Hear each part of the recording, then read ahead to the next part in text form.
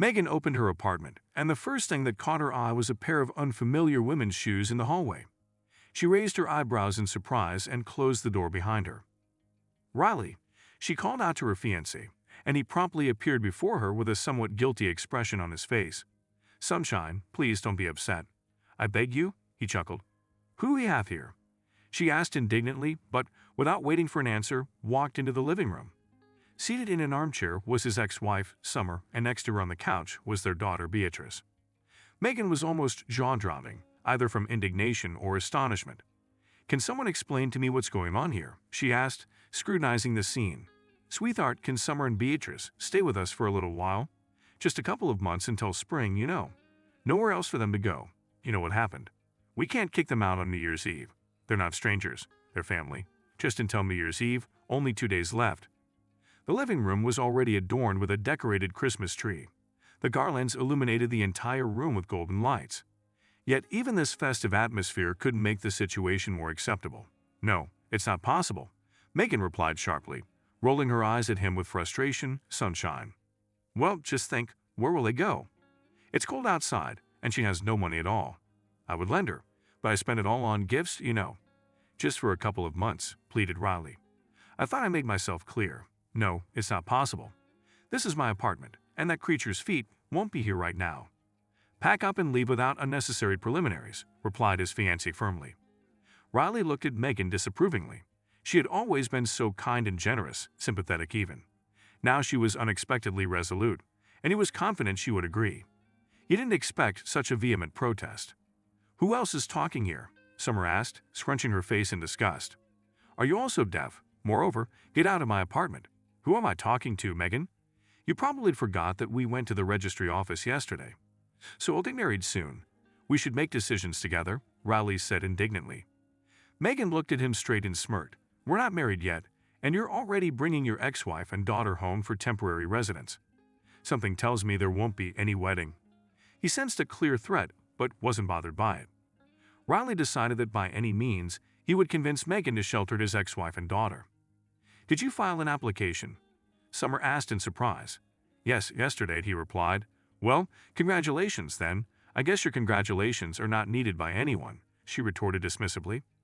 "I'll say it again. March out of here nicely, as they say, and walk out quickly." Packed up her things and left. "Megan, I already allowed him to stay with us for a bit," Riley said firmly. "But did you forget to ask me?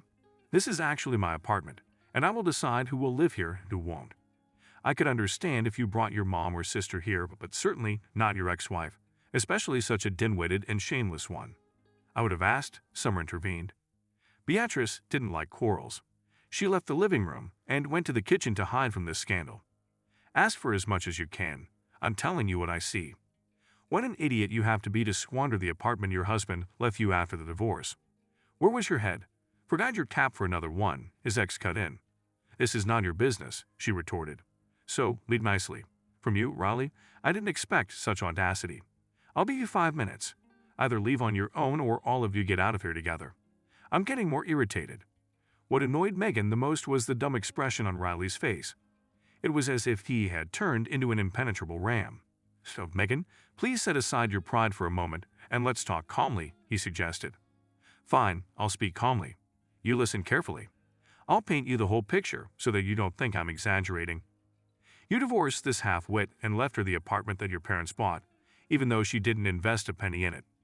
2 years later, this loony falls in love with some convict through correspondence, and to get him out of prison, she sold this apartment, that devil got released, and he played around with her for a week, satisfying his base instincts, then disappeared into the mist, leaving her alone without money, without an apartment, without her wits and more. And now this crazy one, fallen out of her mind, rushes into my house and wants to live here. I didn't mix anything up, Riley," she spoke up again. Riley paused for a few seconds and then replied, "Well, when you present it like that, it might not look very nice, but who in our lives doesn't make mistakes? Everyone makes mistakes. You need to learn to forgive. I have nothing to forgive her for. She means nothing to me. Maybe you're not strangers, but she's not welcome here. I'll say it again. Show her the door or get out with her. Listen, I understand you don't like Summer, but what's Beatrice's fault?" the husband asked pityingly. "Beatrice obviously had bad luck with her mother. If you want your daughter to stay with us, I'm fine with that, But this leech is leaving, and right now, Megan said, approaching Summer, ready to grab her by the hair and froze, waiting. I won't leave my daughter with you, she replied with a scoff, and I'm not exactly thrilled. If anything, get out of here. How many times can you repeat it? Megan almost shouted. Maybe you should leave Beatrice here, Riley suggested. Fine, think about it. You'll be celebrating New Year in warmth. And where will I be? In a homeless shelter, Summer said offendedly. You should have thought about that when you were selling the apartment. Megan shouted at the top of her lungs. The whole situation infuriated her. Just yesterday, she was so happy that she and Riley filed a marriage application and set a wedding date. Now she absolutely refused to live under the same roof with this fool. Riley surprised her too. What possessed him? Why did he ruin everything? They were living fine, like normal people, seemingly not arguing, enjoying life and each other. And now everything went down the drain. Well, yes, I didn't think it through. What should I do now? Shoot myself? Summer nearly cried. But Megan ignored her tears. She could see it was a charade. Megan pointed to the door once again. Enough, stop acting like a fool. Think for yourself and assess the situation realistically. Where will you go? Riley said, It's not my problem. I'm not stupid and it won't ruin anything. Get out of here, Megan shouted. Riley remained silent, Summer cried, and Megan struggled to regain her composure. She rarely lost her temper to the point of raising her voice, but she couldn't help it now. Take a loan and rent an apartment if you're so clueless that you can't figure it out yourselves.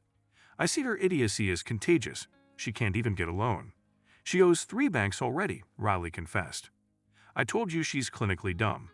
Now there's only one option.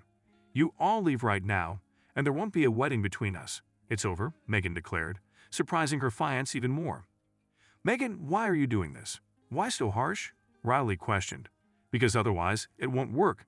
Get out right now or I'm calling the police, she said, taking out her phone from her pocket. You won't do it. I'm sure of it, he insisted. Megan dialed 112, and the phone began to ring.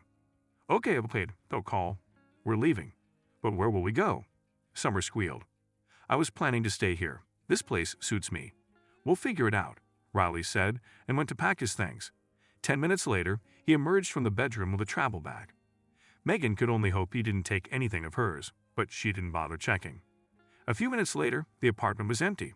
Exhausted, Megan flopped onto the couch and sensed the unpleasant scent of Summer's perfume, as if it had absorbed the tension in the room.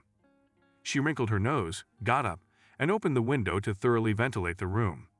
How did she get involved with this family? They weren't strangers after all, but it felt so empty inside all of a sudden. Megan decided not to dwell on the situation. She went and drew herself a bath with foam and aromatic oils, turned off the lights, lit candles, and poured herself a glass of wine from the bottle bought for celebrating the new year. Freedom, she declared to herself. Quite cheerfully, she immersed herself in the hot water. Better to be alone than with someone like that, she added, feeling sadder. She was absolutely indifferent to where they would all go and what they would do. Although a little voice in her head whispered that it was cruel, she simply chose not to listen. Riley never came back after that incident, never attempted to apologize or return. A few months later, through mutual acquaintances, Megan learned that he had reconciled with his ex-wife. Apparently, it would have happened anyway. She was relieved that it didn't happen under her roof. Megan wasn't upset. She continued to live her life, happy that she saw her fiancé's true colors before the wedding. It would have been quite a spectacle if he had pulled off such antics after she already had a ring on her finger. Yuck, she thought once and immediately dismissed the idea. Fate spared her from a fool, that's for sure.